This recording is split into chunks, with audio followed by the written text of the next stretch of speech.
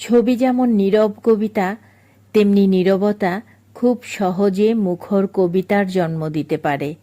এটাই স্বাভাবিক। তুমি যদি মেঘের কাছে নীরবতা আশা করো, তাহলে সে তোমাকে কান্না উপহার দিবে। আর যদি মেঘের কাছে গর্জন মুখরতা চাও, তাহলে সে তোমায় বজ্রবিদ্যুৎ উপহার দিবে।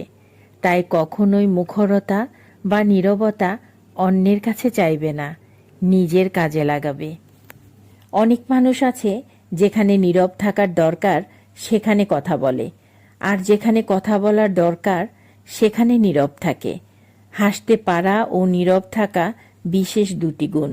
হাসির মাধ্যমে যেমন যে কোনো সমস্যার মুখোমুখি হওয়া যায়, তেমনি নীরবতা দিয়ে অনেক সমস্যাকে পাশ কাটিয়ে চলে আসা যায়। নীরবতা কখনো কখনো কারো জন্য ক্ষতির কারণ হতে পারে। অনেকে আছেন যারা মনের কষ্ট নীরবতা দিয়ে লুকিয়ে রাখেন, আবার অনেকে আছেন যারা নীরবতার মাধ্যমে তাদের মনের ভাব প্রকাশ করে থাকেন।